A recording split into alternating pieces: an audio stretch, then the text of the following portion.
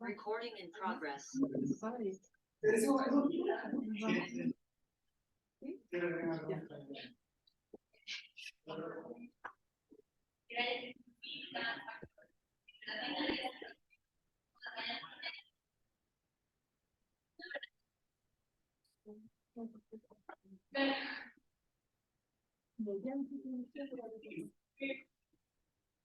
Hola, ¿qué tal?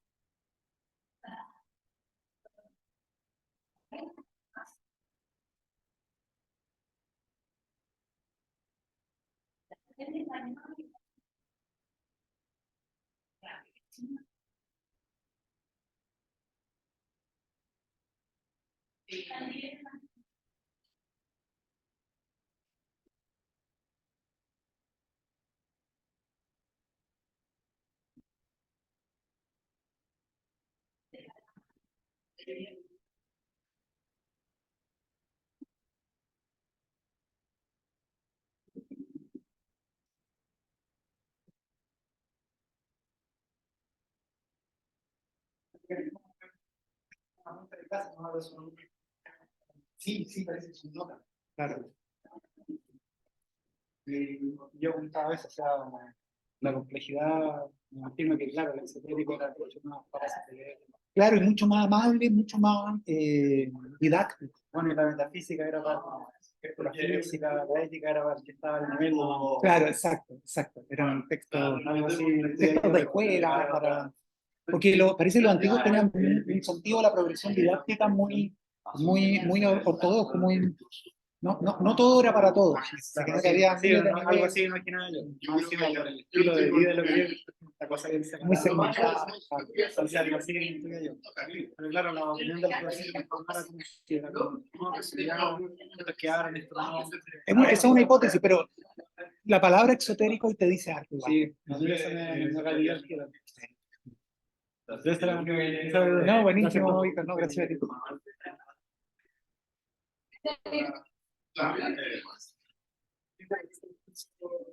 Acabados. No, pero dos era probablemente la línea química. Sí, hay que tener. Usted puede ver y no voy a decir. Explicarle de la verdad. Y no romanticismo.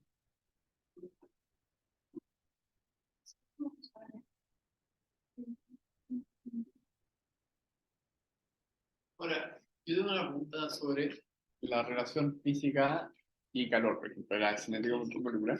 De una, a mí me parece, leyendo, o sea, por ejemplo, el paper de Cohen sobre el hemorfismo en la, a veces que pelea con Bernia, Sí, qué bonito eso. es bonito.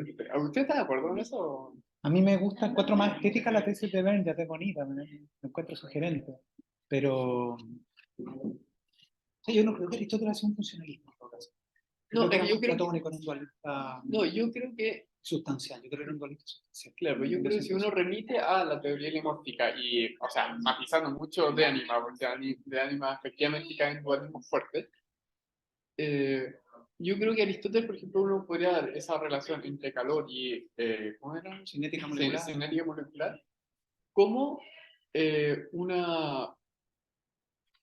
un evento que ocurre en una forma racional. Entonces, el hecho que en la forma racional es propio del ser humano, en nuestra forma racional, evidenciar el calor receptiva conscientemente, eso es porque es esa cinética molecular, cuando se da en la forma racional, o sea, como unidad sintética de forma, se da de esa forma, conscientemente.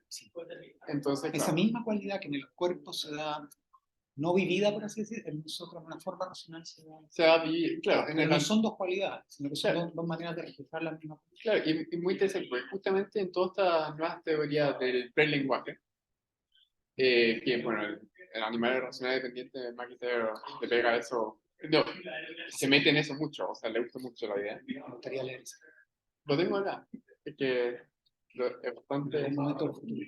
aunque Yo tiene un quiero problema de leer. filosofía en ontología de la mente, porque él justamente dice, el ser humano no es animal racional, es animal más racional. Y yo digo, no, hay que... Eso es contrapato.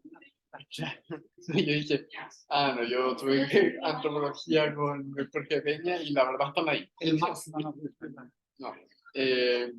Pero creo que sacando esa página, porque es una página que lo mete, se puede arreglar. O sea, se puede facilitar eso. Es más, creo que en mi tesis puede ser un anexo diciendo, esto hay que arreglarlo filosóficamente, porque esto no puede ser así. Qué bueno, qué interesante sería. No, pero mi punto es justamente que el animal tenga una especie de prelenguaje, así como el infante. La recepción de la cinética molecular no se da de la misma forma, no tiene una misma ontología que en el objeto calentado. Porque ahí es mera cinética molecular, pero cuando se da la cinética molecular dentro del sistema perceptivo, la ontología es distinta. O sea, la realidad de esa cinética molecular es otra. No es que es descripción distinta, sino que es una ontología distinta. Yo tiendo a pensar eso. Sí. Entonces, Y ahí ya, eso, algunos llaman a eso property dualism. O sea, como tenemos un dualismo de propiedades ahí. Porque en el fondo es una forma de dualismo, porque tú dices que hay dos cosas, no una, ¿no es cierto? no, yo estoy diciendo, hay una realidad que es la cinética molecular en el agente racional de cierta forma, comillas, comillas, es racional. Una modalización a la propiedad, en el Claro. fondo, de cierta forma. Claro. Claro. Entonces, Ya, sí, eso está bonito. claro, cuando ocurre dentro de un sistema racional es un calor racional, un calor receptivo. Buenísimo, muy interesante. Bueno, voy a buscar a los muchachos porque ya. Muchas gracias.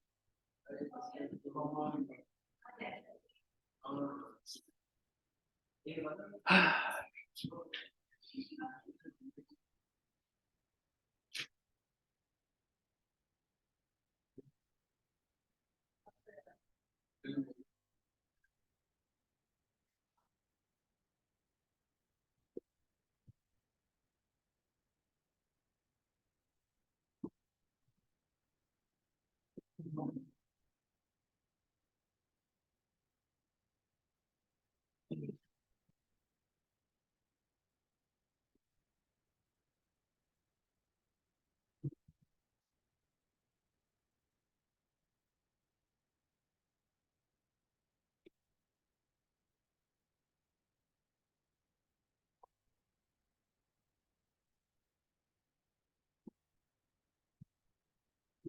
Bueno, entonces, terminada esta introducción con toda esta escenografía, vamos a empezar con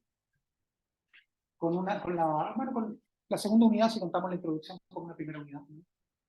Y vamos a ver esto que parece muy raro, se llama conductismo analítico. ¿Cómo conecta con la introducción? Bueno, porque de alguna manera el conductismo analítico es como la primera tentativa de desprivatizar la mente, podríamos decirlo, ¿no? Usar esa terminología, ¿no? Tratar de... Está centrado más en temas epistémicos, digamos, tiene que ver con cómo accedemos a la mente, ¿no? Porque aquí hay que definir, claro, y se trata de publicar lo que es privado. En fondo, lo que hacen los conductistas en general es intentar cuestionar, claro, cuestionan que la mente que la mente ajena sea inaccesible, que la mente sea inobservable, que a la propia mente se acceda por un mecanismo especial que se llama introspección, ¿no? Introspección, es bonita esta palabra, introspección, porque tiene como una muy obvia etimología. Es como acá está el dentro, ¿no es cierto? Y aquí está la misma raíz de espectador, ¿no? Es como mirar hacia adentro, digamos, ¿no? Inspeccionar, introspectar, mirar hacia adentro, ¿no? Bueno, una buena manera de aproximarse a esta primera versión de filosofía de la mente que vamos a ver, y además es muy útil porque dualismo y conductismo se iluminan mutuamente. Esta unidad va a ser mucho más clara que la unidad introductoria porque, por así decir, contiene dos pájaros de un tiro. Al hablar de conductismo vamos a entender bien también aquello a lo cual el conductismo se opone, que es la tradición de Descartes. Desde el punto de vista didáctico es fácil. Entonces, aquí hay dos preguntas distintas que tenemos que partir por distinguir. Una pregunta que tiene que ver con qué es la mente y cuál es su naturaleza. Es una pregunta ontológica, o sea, tiene que ver con el modo de ser del objeto. Podríamos decir, ¿de qué está hecha la mente? ¿Cuál es su modo de existir? ¿Qué propiedades tiene? Todas esas son preguntas ontológicas. Por ejemplo, la mente es un objeto extenso, es como claro, es un cuerpo dentro de otro. ¿No sé? ¿Qué es la mente? Una cuestión ontológica. Por ejemplo, los estoicos pensaban que la mente era como un cuerpo sutil, así lo llamaban, ¿no es cierto? O sea, un cuerpo sutil que está como distribuido dentro de nuestro cuerpo, sumamente sutil, o sea, más sutil que el aire, más sutil que el fuego, es una especie de sustancia. Bueno, entonces son preguntas ontológicas. Y esta es la pregunta, ¿qué es la mente? Y esa es una pregunta muy distinta de esta otra. ¿Cómo accedemos a la mente? ¿Cómo llegamos a conocerla? Y esa es una pregunta epistémica, no una pregunta ontológica. Tiene que ver con el acceso que tenemos a nuestra mente y a las mentes ajenas.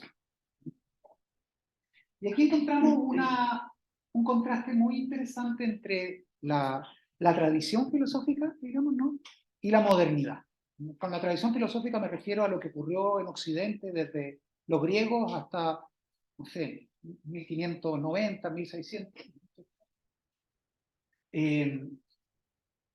Claro, que tiene que ver con el autoconocimiento. Ahí está, aquí hay un templo griego, ¿no es cierto? Un templo griego, el oráculo de Delfos, ¿cierto? Ustedes, no sé si han oído, bueno, obviamente somos todos humanistas, han oído hablar del oráculo de Delfos, que era como, realmente era el lugar al cual dirigirse para saber qué hacer en el mundo antiguo.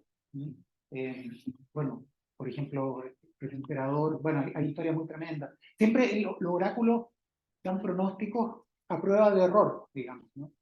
El problema es que el precio que hay que pagar para que un pronóstico sea infalible es que acierte en todos los escenarios. Entonces, un ejemplo muy bonito de eso es un emperador de Lidia, que es una región del Asia Menor, Creso, que era muy famoso, uno de los hombres más prósperos, más millonarios de la antigüedad, que fue al oráculo de Delfos para saber si debía atacar o no a los persas, ¿no? Del rey Darío en esa época. Y obtuvo una respuesta enigmática. Que él interpretó positivamente. La respuesta del oráculo de Delfos fue: si atacas a los persas, destruirás un gran imperio. Fantástico, ¿no es cierto? Claro, entonces, aleonado, digamos, por ese dictamen del oráculo, el emperador Creso declaró la guerra a los persas y fue una catástrofe militar, ¿cierto? Y cuando fue a cobrarle al oráculo, efectivamente había destruido un gran imperio, el suyo, digamos, ¿no? Pero él interpretó que, entonces, el oráculo, las predicciones, bueno, es como Bueno, todos los que predicen el futuro tienen que inmunizarse ante los dos escenarios. Entonces, el oráculo de Delfos tenía el don de hacer predicciones que siempre eran verificadas por los hechos, pero que eran suficientemente ambiguas para que también fuesen verificadas por los hechos opuestos. Entonces, sea que ganara o perdiera el emperador, igual iba a destruir un gran imperio. Entonces, excelente, ¿no? Es una buena manera de ganarse la vida, ¿no? Bueno, los adivinos todavía hacen eso, salvo cuando predicen el fin del mundo, eso es más complejo porque ahí es muy difícil retractarse. Bueno, entonces, el oráculo de Delfos, ¿no? El oráculo de Delfos, ustedes saben que hay tres inscripciones délficas. Una es nada en exceso, ¿no? Como una invitación a la moderación. Nada en exceso. Conócete a ti. Y conócete a ti mismo, exacto, conócete a ti mismo. Y claro, y hay una tercera que es muy rara, que nunca sabía lo que significa. Bueno, y además hay una E, claro, hay un raro texto de Plutarco que se llama Sobre la E en Delfos, y hace una tremenda interpretación de esa letra. Muy raro. ¿No? Pero el hecho es que Delfos es famoso por nada en exceso y por lo que tú acabas de decir, conócete a ti mismo, ¿no? Bueno, y eso supone que el autoconocimiento es complejo, ¿no es cierto? No sé qué les parece a ustedes, si les parece fácil o difícil conocerse a sí mismos. En general, muchos pensamos que es más bien difícil, que la literatura, por ejemplo, la historia son escuelas de autoconocimiento. No sé si ustedes están de acuerdo con eso, pero en el fondo son ejercicios de autocomprensión y que pueden tomarle a uno la vida entera.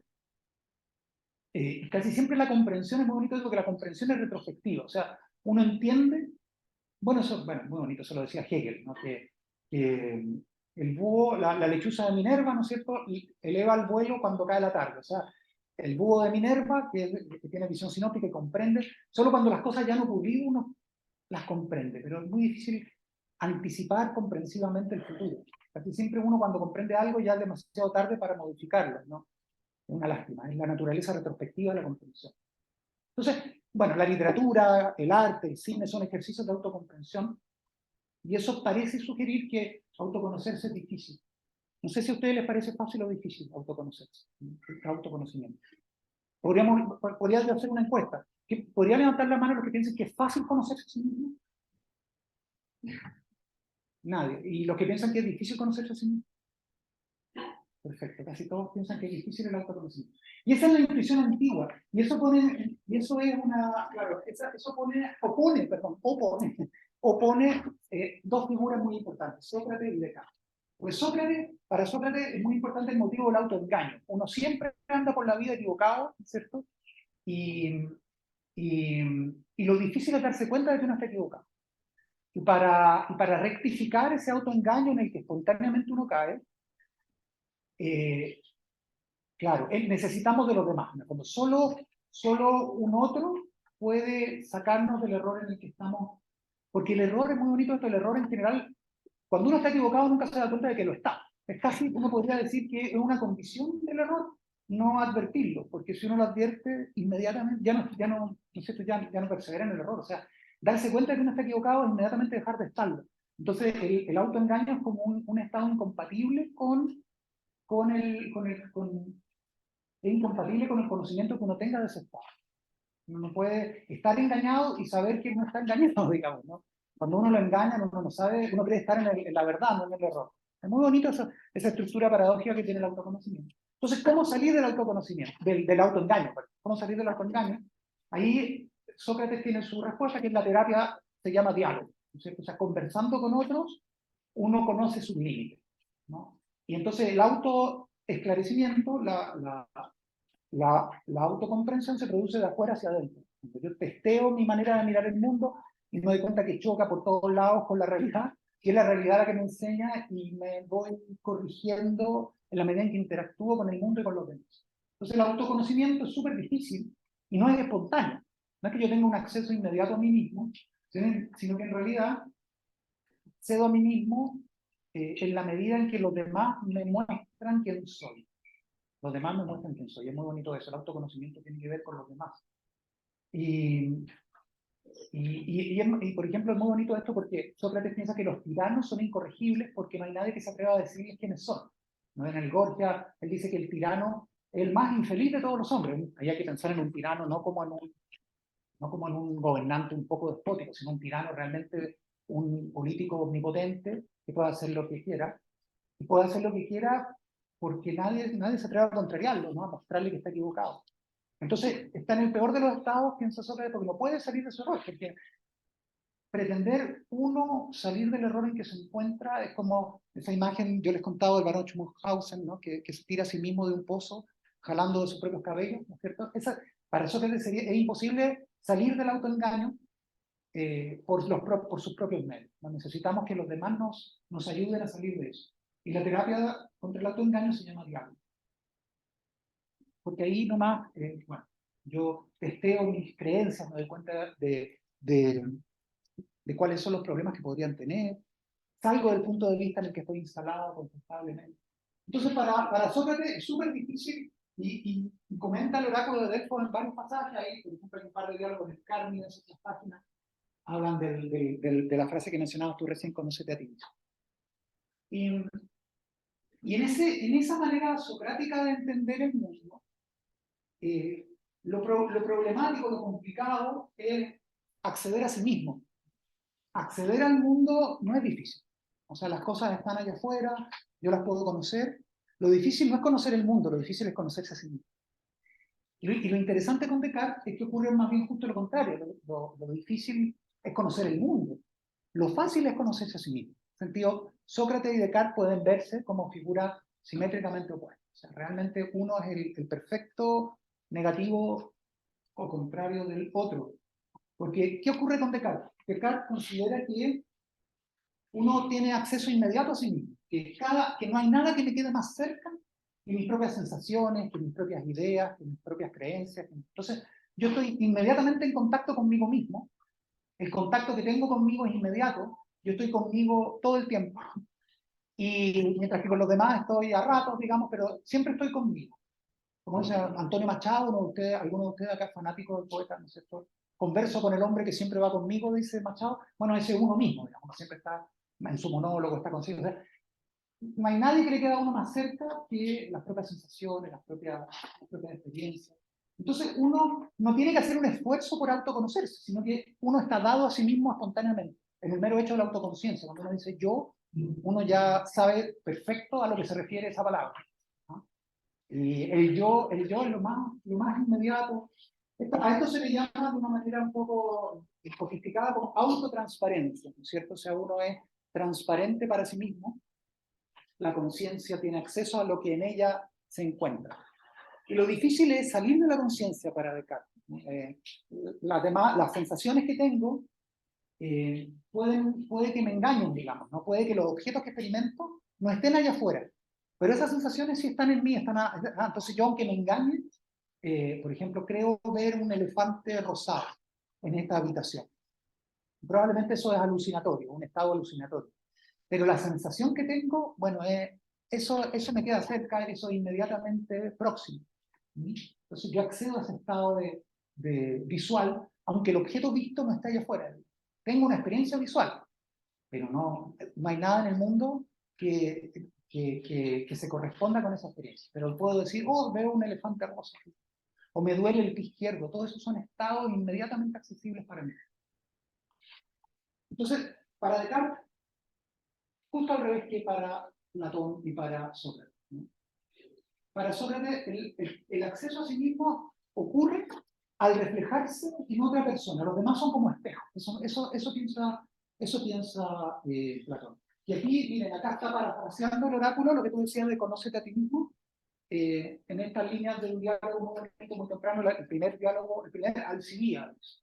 Dice, también el alma, si ha de conocerse a sí misma, tiene que mirarse en un alma, o sea, tiene que mirarse en otra alma. O sea, para saber acerca de sí, hay que conectarse con otros, ¿no? Sí, porque el que no entra en contacto con otros no entra en contacto consigo mismo. Esa es como la apuesta de eso. Si uno no entra en contacto con otros, no entra en contacto consigo. Entonces, si el alma ha de conocerse a sí misma, tiene que mirarse en otra alma. Y especialmente en esa cuestión del alma en la cual se da lo mejor, la sabiduría. O sea, tiene que mirar sobre todo la inteligencia, la capacidad de comprensión, etc.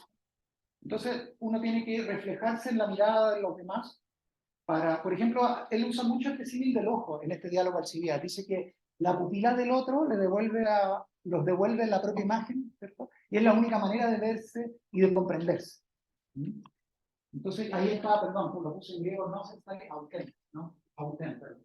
Claro, el conocerse a ella misma, ¿no? Entonces ahí está el oráculo, conócete a ti mismo. Me está comentando eso. Y entonces es muy interesante porque para Sócrates el acceso a sí mismo está mediado por el otro. Tiene que haber otra alma. Y no es que yo esté inmediatamente dado a mí mismo, sino que... Y eso le pasa también a Aristóteles. La teoría aristotélica de la amistad, por ejemplo, es básicamente una teoría especular donde uno se conoce gracias al amigo. Y ahí en cambio hay una isla desierta, que ustedes ven. Hay iconos para todos, afortunadamente. Y esto es para retratar la condición insular de la conciencia en Descartes. Una isla cerrada sobre sí misma. La introspección cartesiana, bueno, no es que estas sean frases de Descartes, ¿no? Pero son frases características de una visión cartesiana de la mente. ¿Qué dice Descartes? Dice, nadie más que yo puede saber cómo me siento. Es una frase cotidiana, ¿cierto? Bueno, claro, claro. Nadie conoce mi propia mente como yo mismo. ¿Sí? Claro. Pareciera, por así decir, las dos, no sé si qué les parece a ustedes, pero a mí me parece que las dos maneras de ver la mente tienen su plausibilidad. Tienen su plausibilidad. O sea, por una parte, lo de Sócrates me parece súper atractivo, me parece que efectivamente, claro. Por ejemplo, piensen ustedes, bueno, van a venir algunos. Sí, por favor. Podría ser. Estoy especulando y yo creo que estoy equivocada, pero no necesito No, para sí. que usted me corrija. No, para nada. Que dice, ya que nadie puede saber cómo yo me siento y nadie conoce mi propia mente como yo, pero si puedo yo misma, a través del diálogo, como dice Sócrates, hacer crecer mi mente, hacer crecer mi autoconocimiento, aunque la otra persona, o sea, la otra persona sería como ayuda o causa de mi propia como autocrecimiento. Claro, eso es lo que piensa Sócrates, efectivamente, que por así decir, si uno está solo, ni siquiera está consigo mismo, ¿no? En realidad, para que haya un sí mismo, tiene que haber tiene que haber diálogo. Como que cada uno de los interlocutores se constituye en la conversación. Como que si no hay un otro, tampoco hay un sí mismo. Esa es como la apuesta de Sócrates. Y Descartes dice que solamente él mismo puede hacer eso, que el diálogo no tiene ninguna utilidad en ese sentido. Claro, o sea, para la metodología de Descartes, el diálogo no es esencial, porque en el fondo uno basta que introspecte lo que hay en su mente para que tu mente aparezca a tus propios ojos con todos los contenidos que hay en ella. Claro. Entonces yo no necesito dar el rodeo de conversar con otro para acceder, para saber quién soy, sino en realidad yo pienso, a ver, ¿cómo me siento? ¿Cómo me siento? No le voy a preguntar a Gustavo, ¿cómo me siento hoy día?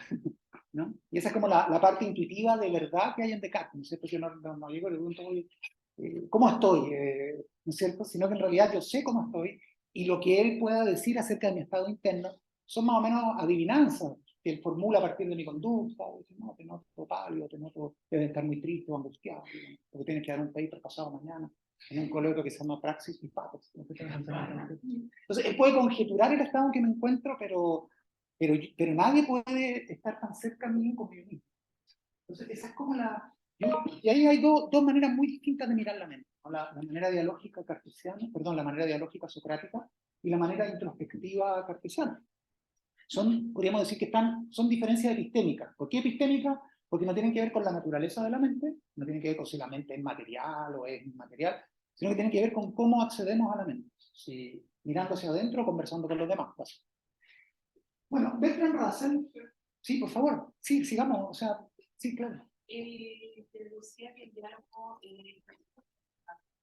por supuesto, lo que es Aristóteles. Es Sócrates, el primero en darse cuenta de eso es Sócrates. Pero la teoría aristotélica de la amistad, Aristóteles, en el fondo, Platón, Sócrates y Aristóteles están como en un continuo. Hay muchos motivos filosóficos comunes a los tres. Y el motivo este del autoexamen socrático es una herencia que está en Aristóteles.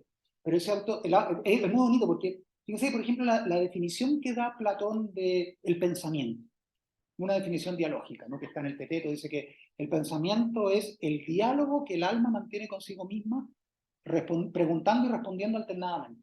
O sea, Platón comprende la introspección de manera dialógica. O sea, cuando yo estoy solo, en realidad estoy combinando, me desdoblo en dos. O sea, no puede haber un sí mismo sin esa figura de interlocutor imaginario, sino un amigo imaginario, digamos, ¿no? Entonces, cuando yo considero solo un problema, ¿no? No sé qué voy a hacer, voy o no voy, qué hago, me pongo a conversar conmigo mismo. Una parte mía pregunta, la otra responde.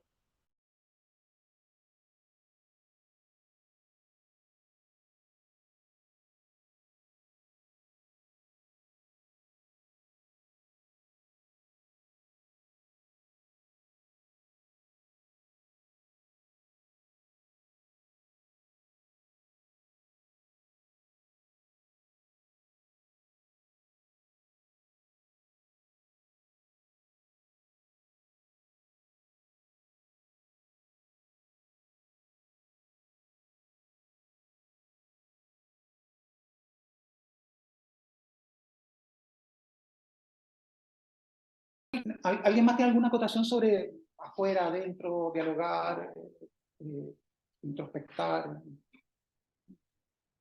conocerse, ignorarse? Bueno, Bertrand Russell es cartesiano, por lo menos en esta obra, El problema de la filosofía de 1912, y él acuña una distinción muy bonita y súper cartesiana en su espíritu. ¿Qué es lo que vamos a hacer ahora? Perfilar, por así decir, en un par de láminas la visión de Descartes, no la de Sócrates, ¿ok? Por ahora solo hemos hecho el contraste tan interesante entre Sócrates y Descartes, pero ahora vamos a ver maneras en que Descartes podría tener razón, ¿les parece? Vale. Maneras en que Descartes podría tener razón. Y Russell distingue entre conocimiento por familiaridad y conocimiento por descripción, ¿no? En el fondo es la distinción entre la experiencia directa e inmediata, por una parte, de aquellas cosas que yo sé pero que no las he experimentado. Por ejemplo, hay un montón de, eso es bien interesante, si uno recorre las cosas que sabe, ¿no? Hay un montón de esas cosas que uno sabe, de las cuales no ha tenido experiencia directa. Por ejemplo, uno sabe que la Tierra es X veces más grande que el Sol. Perdón, es al revés, ¿no es cierto? Entiendo que los últimos descubrimientos no... Claro, el Sol es muchas veces más grande que la Tierra, que, no sé, que Londres es la capital de Inglaterra, cosas así, ¿no es cierto? Que la FIFA está en... ¿Dónde está? ¿En Berna o en Suiza? Claro, no sé si está... Bueno, ustedes. Y, en fin, hay un montón de cosas que uno sabe sin haber sido testigo presencial de los acontecimientos, ¿no? Todas esas cosas que uno sabe por haberlas derivado de otras de las que tuvo contacto, pero con las, eso es lo que Russell llama conocimiento por descripción. Es todo ese conocimiento que deriva de experiencia, pero que no es directamente experimentado. Entonces, Russell distingue dos fuentes de conocimiento. La experiencia inmediata, aquello que me consta directamente. Por ejemplo, me consta directamente que estoy en esta sala, ¿cierto? No sé, claro, que sopla el viento, que hace calor. Hay ciertas cosas que me constan de manera inmediata, que no tengo que derivar de otras. Y hay otras que me quedan, hay otras cosas que sé y que me quedan mucho más lejos y que sé. Y que yo puedo llegar a saber porque están conectadas de alguna manera con estas que me quedan al alcance de la mano. Y aquí, entonces, no sé, te puedo pedir de nuevo, Felipe, puede ser o no, que lea este texto, donde él hace esta distinción.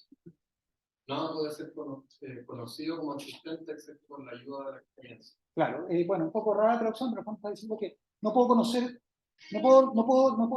conocer que nada exista sin la ayuda de la experiencia. O sea, todas las cosas que yo digo que hay en el mundo, que existen, ¿no es cierto?, tienen alguna conexión con mi experiencia cotidiana, concreta, inmediata. Lo que quiere decir, si queremos probar que algo de lo que no tenemos experiencia directa existe, debemos tener entre nuestras premisas la existencia de uno o más cosas con las que tuvimos experiencia directa. La creencia de que el emperador de China existe, por ejemplo, se apoya sobre testimonios y los testimonios consisten, en último análisis, en datos sensoriales vistos, leídos.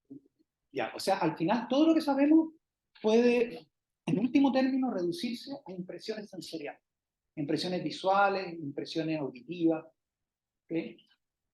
Ahora, si uno redujera su conocimiento únicamente a aquello que puede experimentar inmediatamente, lo que uno conoce sería muy poquito. Entonces uno conocería únicamente lo que está experimentando aquí y ahora y quizás lo que logra recordar, ¿no? Experiencias previas.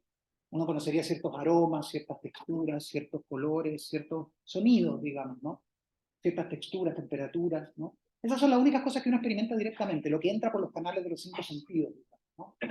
Pero uno sabe, bueno, este hombre escribe en 1912 cuando había un emperador en China, ¿no? Antes de Mao, antes de la revolución, ¿no es cierto? En fin.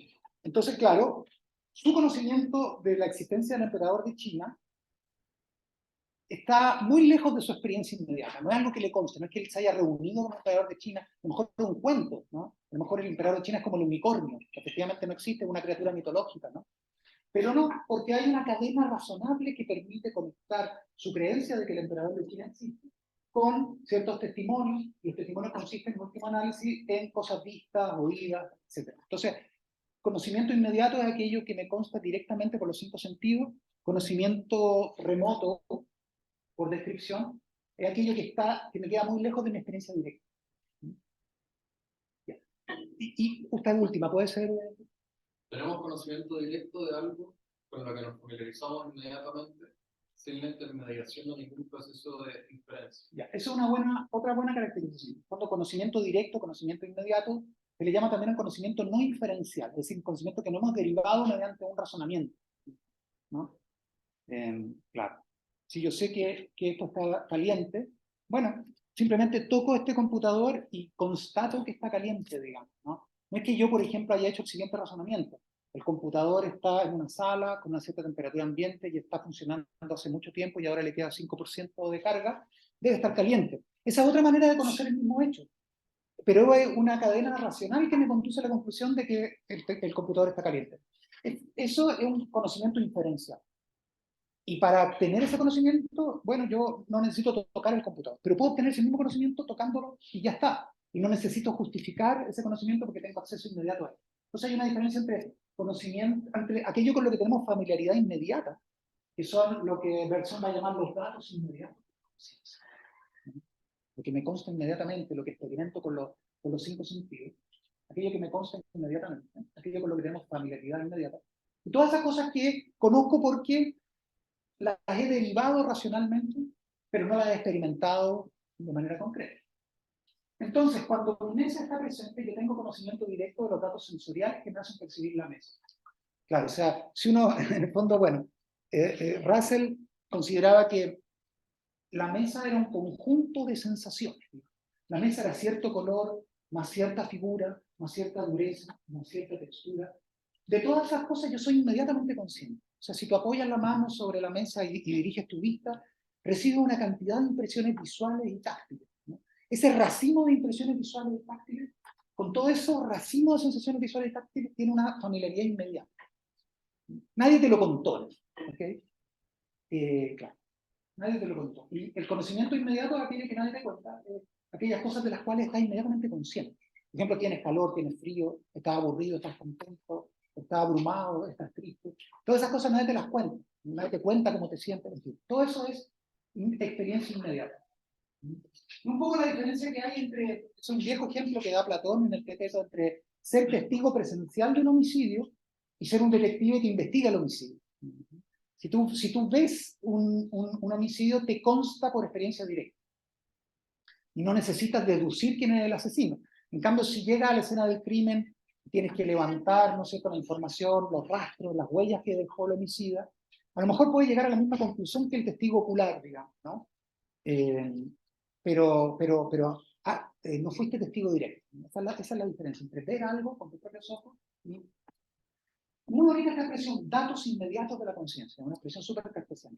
Para Descartes, uno está en inmediata familiaridad con los datos de la conciencia, con lo que siente, huele, escucha, ¿no?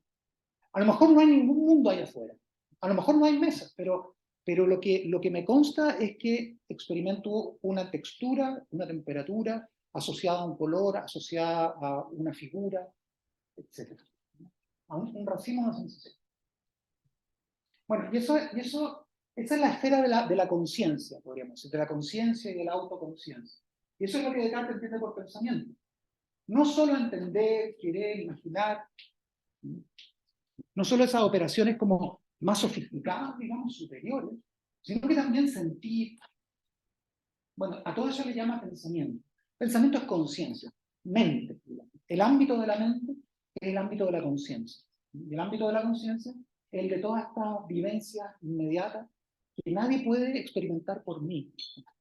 Nadie puede sentirse como yo me siento en este momento, ¿cierto? En fin. Bueno, ya. Esa es la visión cartesiana de la mente. Pero, ¿qué es lo que hace el conductista con esto? ¿No? Con esta idea que hay ciertos datos inmediatos de la conciencia y que uno, por así decir, tiene un acceso inmediato a sí mismo y un acceso inmediato al mundo. Es una cosa muy rara, pero Descartes piensa, por ejemplo, es muy raro, pero ya, Sócrates cree que nadie puede poner en duda que ahí hay una silla, con una botella encima. Descartes piensa que lo único indudable en este hecho es que yo veo tengo una impresión visual, digamos, de rojo y una cierta figura en mi campo visual. Hay algo en mi campo visual. Pero podría ser que estuviese soñando, digamos, y que no hubiese nada, sino solo mi experiencia sin un objeto correspondiente, ¿no? Ya, eso piensa Descartes. ¿Ok? Entonces, claro, el acceso al mundo es algo que Descartes logra garantizar únicamente mediante un rodeo teológico. ¿Cómo puedo saber que esa silla está ahí? Bueno, porque en general hay un creador del universo que me dotó de facultades cognitivas que funcionan correctamente en las circunstancias apropiadas, y si no hubiese esa mesa ahí, o si cada vez que veo una mesa en realidad no hubiese mesa, el mundo estaría diseñado para engañarme. Mis percepciones serían esencialmente engañosas. Entonces, porque hay un garante divino de mi aparato cognitivo, es decir, porque Dios me diseñó para conocer el mundo, tiene que haber un mundo que valga la pena conocer. Entonces Descartes no cree que mi acceso al mundo... Y que pueda ser conocido, exacto. Entonces, para garantizar que hay un mundo allá afuera, Descartes tiene que garantizar primero que Dios existe y que me ha dotado de un aparato cognitivo fiable. Esa es la manera que Descartes tiene de asegurarse que hay una mesa. Para Sócrates, el mundo no es problemático. El autoconocimiento es problemático. Para Descartes, el mundo es súper problemático. Podría ser que estuviéramos en una matrix, digamos, en una especie de alucinación masiva, sin posibilidad de escapar, digamos, que nuestro cerebro estuviese siendo digitado, ¿no es cierto?, por unos operadores, el cerebro en una cubeta, y fuera estimulado de tal manera que tenemos la misma experiencia que tenemos, pero sin que hubiese objeto experimentado. Entonces, para Descartes, el mundo es sumamente problemático y hay que demostrar que Dios existe para demostrar que hay un mundo. Mientras que para Sócrates, el mundo no es para nada problemático, lo problemático es conocerse a sí mismo. Hay esa situación polarmente opuesta entre qué es lo fácil y qué es lo difícil, qué es lo accesible y qué es lo inaccesible, ¿no? Para Sócrates, lo inaccesible somos nosotros porque solemos estar engañados. Para Descartes, nosotros somos inmediatamente accesibles. Lo inaccesible es el mundo, y hay que demostrar que Dios existe para demostrar que no estamos alucinando, ¿okay? Si queremos estar seguros de que no estamos alucinando, más vale que Dios exista. Es un poquito la cosa. Ya. Entonces, lo que vamos a ver la próxima clase ya, porque estamos ya muy cerca del fin, es que esta manera cartesiana de mirar la mente puede, de acuerdo con la cual solo cada uno sabe cómo está y quién es, puede relativizarse y que en realidad nos conocemos, digamos, conocemos las otras mentes como conocemos la propia y no hay tanta distancia respecto del modo en que sabemos que los demás tienen una mente que respecto del modo en que sabemos que nosotros la tenemos. ¿Sí? Y, que si no, y en el fondo, estas son varias consideraciones como más socráticas que cartesianas, digamos, y eso es lo que los conductistas tratan. ¿Okay? Contra Descartes. Bueno, eso es, muchachos, ya estamos en la hora y nos vemos el miércoles próximo.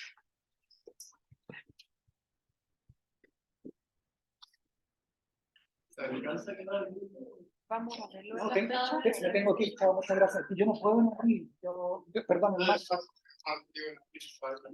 En abril siempre, claro. Sí, el próximo miércoles tengo que rendir el fondo, pero desde abril es todo. No, es que tengo que rendir las placas. Y tengo que rendir las placas, tengo que rendir. Pero gracias. Un horror. Disculpa, sí. Lo de las 6. Voy a avisar voy a mandar un mensaje por la plataforma Campus para proponer un elenco de cosas y meter la votación. Disculpen, señor. Chao, muchas gracias. Chao, muchas gracias. Sí, pues. ¿Cómo están los días para? Chao, disculpa que no pueda ir. Disculpa por no. Chao, gracias. Gracias. Súper bien. Como siempre, cualquiera. Esto tenemos poca gente, por esto vaya, puedo invitarlo. Pero todos están corriendo con invitados. Sí, claro, por supuesto. No hay ningún requisito de ingreso. Chao, muchas gracias. No, muchas gracias a ti, Claudio. Un abrazo grande. Que estén muy Yo bien. también disfruté la clase. Cuando quieran me cuentan. ¿La Si lograste quieres, grabar? yo te mando la próxima vez también el link. Ya, perfecto. Yo a tus órdenes. Ah, te lo mando, ¿prefieres al correo, al WhatsApp o Quizá el correo es mejor. al Es más correo? fácil para mí, porque estoy con mi Ah, computadora también. perfecto. Te lo mando entonces al correo como unos 10 minutos antes, unos 15 minutos antes. Ya, hagámoslo así. Extraordinario, Claudio. Muchas gracias. Me siento Ya. No, gracias a ti. Un abrazo muy grande a los dos. Que estén muy bien. Un abrazo. Chao. Chao. Chao, muchas gracias. Nos vemos. Chao, muchas gracias.